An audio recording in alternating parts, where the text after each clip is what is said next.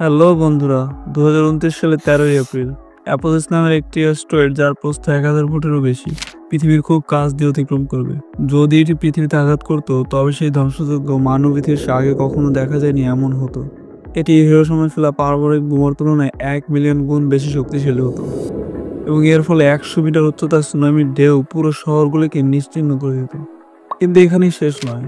2038 সালের 12 জুলাই আরেকটি অ্যাস্ট্রয়েড পৃথিবীতে আঘাত করতে পারে বলে দাবি করা হচ্ছে। নাসা ইতিমধ্যে সতর্কতা জারি করছে এবং আরেকটি পোস্টে দেখা যাচ্ছে ইসরোর প্রধান বলছেন মঙ্গল গ্রহে অধিবাসন একটি বিকল্প হতে পারে এবং সব আন্তর্জাতিক মহাকাশ সংস্থা এ নিয়ে কাজ করছে। তাহলে প্রশ্ন হলো, এসব সংবাদ আসলে কতটা সত্য? পৃথিবীর জন্য সবচেয়ে বিপজ্জনক অ্যাস্ট্রয়েড আসলে কোনগুলো এবং নাসার পরিকল্পনাই বা কি? আজকের এই ভিডিওতে আমরা এই বিষয়ে বিস্তারিত আলোচনা করব।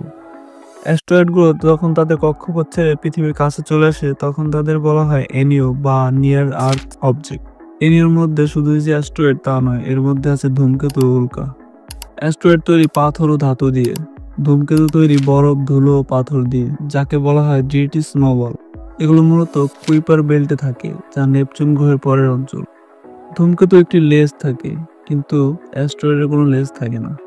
ধূমকেতু অ্যাস্ট্রয়েডের চেয়ে দ্বিগুণ গতিতে চলে, তাই এদের আগাম শনাক্ত করা অনেক কঠিন।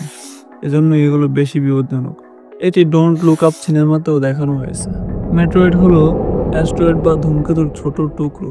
যখন এটি পৃথিবীর বায়ুমণ্ডলে প্রবেশ করে তখন একে বলা হয় মিটর, উল্কা বা শুটিং স্টার।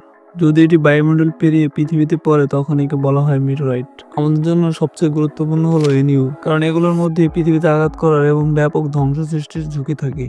এই ভয় ভিত্তিহীন নয়। 66 মিলিয়ন বছর আগে এমন একটি উল্কার আঘাতে এই ডাইনোসরদের বিলুপ্তি হয়েছিল। যদি আপনি ইনস্টাগ্রাম বা ফেসবুক থেকে মহাকাশ সংক্রান্ত খবর পড়েন তাহলে সেগুলো বন্ধ করাই ভালো, কারণ 2038 সালে পৃথিবীতে কোনো অ্যাস্ট্রয়েডের সম্ভাবনাই নেই। এই হেডলাইনটি ছিল NASA wants plant site asteroid to hit Earth with 72% chance. কিন্তু এটি ক্লিকবেইট মাত্র। আসলে নাসা সম্প্রতি একটি কাল্পনিক মহড়া হাইপোথেটিক্যাল এক্সারসাইজ করেছে, যেখানে তারা ধরে নিয়েছিল যে একটি অ্যাস্ট্রয়েড 14 বছর পর পৃথিবীতে আঘাত করবে। তখন বিশ্ব কিভাবে প্রতিক্রিয়া জানাবে সেটি পর্যালোচনা করা হচ্ছিল। এই 72% সম্ভাবনা কোনো বাস্তব তথ্য নয়, বরং একটি কল্পিত পরিস্থিতির অংশ। এই অনুশীলনে 100-এরও বেশি বিশেষজ্ঞ অংশগ্রহণ করেন। নাসা, ইউএসএ, যুক্তরাজ্য স্পেস এজেন্সি, জাতিসংঘ সবাই মিলে এই কাল্পনিক পরিস্থিতি নিয়ে আলোচনা করেন। তবে 2029 সালে ঘটনাটি বাস্তব। অ্যাপোলোস নামের এই অ্যাস্ট্রয়েডটি 1000 ফুটেরও বেশি প্রস্থ। 2029 সালের 13 এপ্রিল এটি পৃথিবীর মাত্র 30,000 কিলোমিটার দূর দিয়ে অতিক্রম করবে, যা অনেক কক্ষপথে থাকা উপগ্রহের চেয়েও কাছে। সেদিন আপনি খালি চোখে রাতের আকাশে একে দেখতে পাবেন, টেলিস্কোপেরও দরকার হবে না। 2004 সালে প্রথম আবিষ্কারের সময় বিজ্ঞানীরা মনে করেছিলেন 2029 সালে এর পৃথিবীতে আঘাতের সম্ভাবনা ছিল 2.7%। এই সম্ভাবনাই মানুষকে আতঙ্কিত করেছিল, কারণ এর ধ্বংস ক্ষমতা ছিল ভয়ঙ্কর। তাই একে বলা হয় সিটি কিলার এবং মোস্ট ডেঞ্জারাস অ্যাস্ট্রয়েড। এর নামকরণ হয় অ্যাপোসিস, অর্থাৎ মিশরীয় বিশৃঙ্খলা ও ধ্বংসের দেবতা। কিন্তু সুখবর হলো, পরবর্তী পর্যবেক্ষণে দেখা গেছে এর আঘাতের সম্ভাবনা 0%। প্রথমে আশঙ্কা ছিল এটি 2029 পৃথিবীর পাশ দিয়ে যাওয়ার সময় পৃথিবীর মধ্যাকর্ষণে টেনে নেওয়া কিহোল রিজিয়ন দিয়ে গেলে এর কক্ষপথ পরিবর্তন হতে পারে এবং ভবিষ্যতে 2036 বা 2068 সালে আঘাত আনতে পারে। কিন্তু এখন নাসা নিশ্চিত করেছে আগামী 100 বছরের মধ্যে এটি পৃথিবীতে কখনোই আঘাত করবে না। তাই একে ঝুঁকিপূর্ণ অ্যাস্ট্রয়েডের তালিকা থেকে বাদ দেওয়া হয়েছে। পৃথিবীর সবচেয়ে বিপজ্জনক 3টি অ্যাস্ট্রয়েড। 1 নম্বর হচ্ছে 2023 BD3, আবিষ্কৃত হয়েছে 2023 সালে, আকার হচ্ছে 11 থেকে 24 মিটার। দ্বিতীয়টি হচ্ছে 2019 এক্সেস, আকার 25 থেকে 55 মিটার। 3 নম্বরটি হচ্ছে 2007 FT3, আকার 300 থেকে 700 মিটার। সবচেয়ে বড়।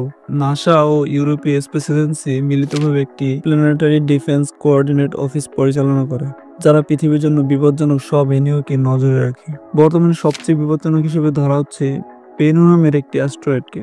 এর প্রস্থ প্রায় 500 মিটার এবং আগামী 300 বছরে পৃথিবীতে আঘাতের সম্ভাবনা আছে। এই কারণে নাসা চালু করেছে DART mission, double asteroid prediction test. 2022 সালের সেপ্টেম্বর মাসে ডার্ট মহাকাশযানটি ডাইমরফোস নামের একটি ক্ষুদ্র অ্যাস্ট্রয়েড সরাসরি আঘাত করে তার কক্ষপথ পরিবর্তনের পরীক্ষা চালায়। ফলাফলে সফল হয়। অ্যাস্ট্রয়েডটির কক্ষপথ 32 মিনিট পরিবর্তিত হয়, যা প্রমাণ করে যে মানবজাতি এখন ছোট আকারের অ্যাস্ট্রয়েড প্রতিহত করার কার্যকর উপায় পেয়েছে। তবে বড় আকারের অ্যাস্ট্রয়েড যেমন অ্যাপোসিস বা বেনু ক্ষেত্রে একাধিক ডার্ট বা গ্র্যাভিটি ডিটেক্টর ব্যবহার করতে হবে। মূল বিষয় হলো আগেভাগে শনাক্ত করা। অ্যাস্ট্রয়েড যত আগে দেখা যাবে তত সহজে তার পথ সামান্য পরিবর্তন করে পৃথিবীতে রক্ষা করা সম্ভব। এ কারণেই নাসা বিলিয়ন ডলার ব্যয় করছে নতুন টেলিস্কোপে। তবে সমস্যা হচ্ছে ছোট অ্যাস্ট্রয়েড ও দ্রুতগতির ধূমকেতুগুলো শনাক্ত করা খুবই কঠিন।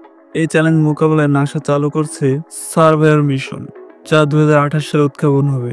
এটি একটি ইনফ্রারেড টেলিস্কোপ যা বিপজ্জনক বস্তু দ্রুত শনাক্ত করতে সক্ষম হবে। তবে একটি অ্যাস্ট্রয়েড, এর আকার মাত্র 11 থেকে 24 মিটার, এটি 2034 সালের 8 নভেম্বর পৃথিবীতে আঘাত হানার সম্ভাবনা রয়েছে। তার সম্ভাবনা প্রায় 0.25%।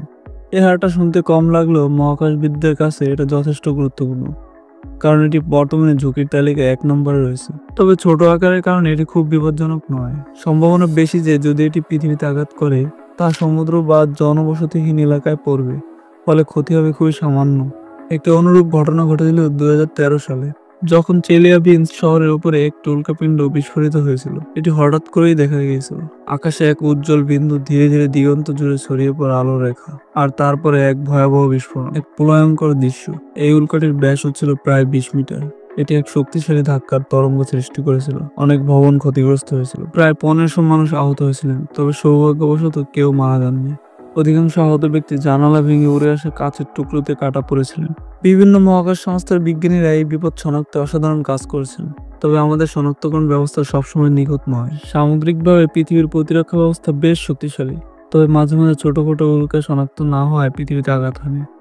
যেমন 2013 সালের ঘটনাটি। যদি কোনো বড় অ্যাস্ট্রয়েড পৃথিবীর দিকে আঘাত হানে, তাহলে মূলত 3টি কৌশল ব্যবহার করা যায়। 1 নম্বর হচ্ছে কাইনেটিক পদ্ধতি, সরাসরি সংঘর্ষ। দ্বিতীয়টি হচ্ছে ধীরে ধীরে ঠেলে বা টানা, slow push and pool method. 3 নম্বরটি হচ্ছে পারমাণবিক পদ্ধতি, নিউক্লিয়ার মেথড। বাস্তবে এই পদ্ধতি ব্যবহারের সম্ভাবনা সবচেয়ে কম। শেষ কথা হচ্ছে ভয়ের কিছু নাই। আগামী 100 বছরেও কোনো বড় অ্যাস্ট্রয়েডের 0.01 এরও কম সম্ভাবনা রয়েছে পৃথিবীতে আঘাত হানার, এবং শনাক্তকরণ প্রযুক্তির দ্রুত উন্নয়ন হচ্ছে। কোনো অ্যাস্ট্রয়েড বিপজ্জনক পথে থাকলে আমাদের কাছে ইতোমধ্যে তা প্রতিরোধের উপায় আছে।